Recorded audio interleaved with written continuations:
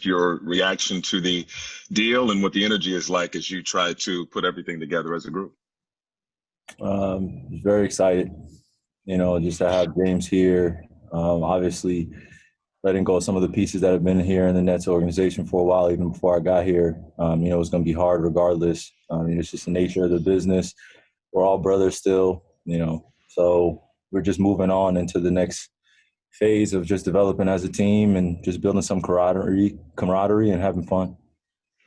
Can you shed some light on what the last couple of weeks have been like for you and the time you needed off? There's a lot of family and personal stuff going on, so just want to leave it at that. Otis Livingston, CBS New York. Hey, Kyrie, welcome back. As you look at the makeup of the team and how successful they have been, how do you see yourself fitting back in? Because you had obviously a huge role before, now coupled with James Harden in the mix. Like I said, it's just really exciting, just to be able to play with great players that have, just been here in the league for a while, have been through ups and downs, the peaks and valleys. So, James is aligned with us in terms of just experience, and, adding that to our locker room is going to be great for us. Malika Andrews, ESPN. Hi, Kyrie. I'm wondering if you were aware that you had violated the health and safety protocols and what that process was like for you in coming back and going through that investigation, one. And then secondly, what your communication was like with the team while you were away. Happy to be back. Happy to be around these guys, address the team, address everybody that need to be addressed. Now it's time to move on. Bruce Beck. Health and safety front. I'm sorry, Malika, go ahead. I just was circling back on the health and safety front. Happy to be back. Thank you. Bruce Beck, NBC New York. Kyrie, how supportive have your teammates and the organization been during this time? It's been great. It's been enough support for me to, feel like they have my back. And, that's all I can ask for, to support not only me, but my family. I'm a hometown kid, so, things hit a little different when, family or personal stuff going on, and that's up to me to handle that as a man. But, yeah, I just take full accountability for my absence with the guys and, just had a conversation with each one of them, and we move on. Christian Winfield, New York Daily News.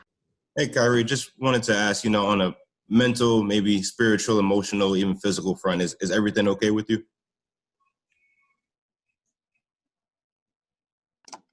Greg Logan, Newsday. Kyrie, there was a report yesterday that you had purchased a house for George Floyd's family, which would be obviously a magnificent gesture. Can you confirm that and discuss what went into your thinking on that? It was a team effort. Just want to continue to fulfill our purpose in serving a lot of the underserved communities. Those don't necessarily get, the same attention from just others around. So just trying to do my part. Selfless service, that's all. Alex Schiffer, The Athletic. Hey, Kyrie, welcome back. While you were away, were you able to regularly work out? And if so, did you have access to a gym or was it home workouts? Just what was your conditioning like while you were away? No, it's just at home, man. Just working out. Brian Mahoney, Associated Press. Hey, Kyrie, a lot of stuff has obviously happened in the world the last couple of years. Has anything that's gone on made you change your commitment to basketball at all, minimize the importance of it? It's just a separation between what's going on here, when I'm playing professionally and what's going on out in the world. And if you don't create that distinction, then it's easy to feel the weight of the world while you're going out there and playing. So, I would be lying sitting here and saying I don't feel what's going on in the world, and nor am I paying attention to it. I just have a huge responsibility, I feel, to continue to serve my community and the underserved. And, when I'm out here playing, it's continuing to leave knowledge with these guys and commit to something, like I always say, bigger than ourselves. This team environment here, or just in basketball in general, it takes sacrifice and compromise. We got to come to an agreement and just staying balanced throughout this long journey. So that's all I'm trying to do. Ian Begley, SNY. Hey, Kyrie, I know that, you said that why you were out was a personal matter and you're just leaving it at that. But I'm just curious, like, for the net fan out there who, was living and dying with you guys and wasn't sure why you were not playing and was frustrated by that, would you have any explanation to that fan?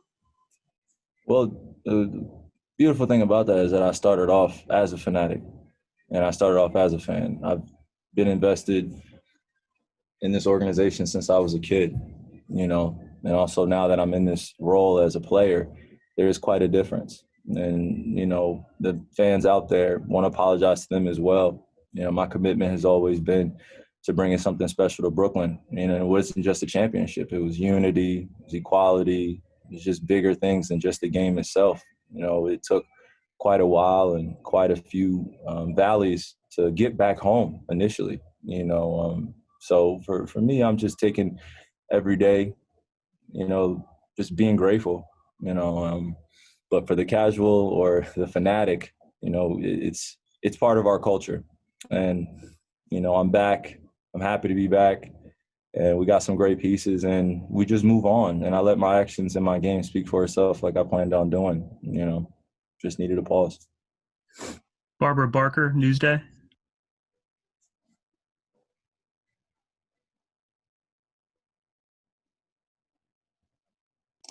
All right, we'll move on back to Greg Logan with Newsday. Kyrie, two things. We know that politically and socially the country has been fractured the last 4 years. What do you hope happens after this inauguration tomorrow? And also, secondly, do you feel like you can still find your joy playing basketball? Thing that is pretty interesting in watching when you take a break from everything. There's just so many assumptions about what's going on. And so many people feel like they know me best.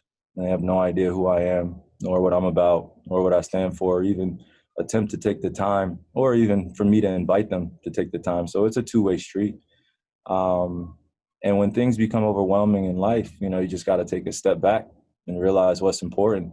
And I love to play. It's never been questioned. I've committed myself, when this wasn't even a thing for me.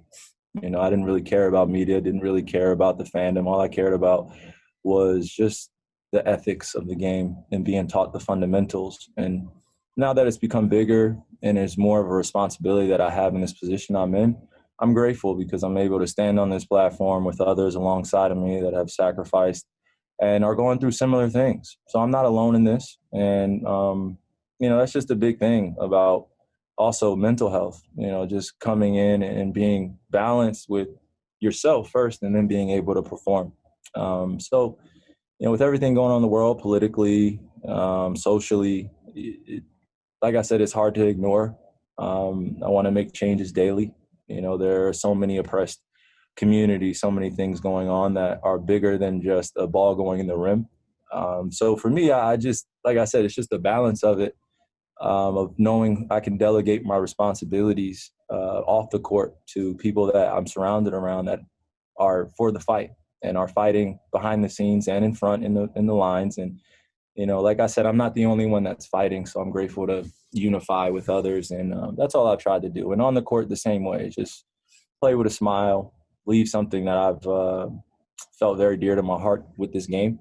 And then, whatever my legacy is after that as a person, that's all I really care.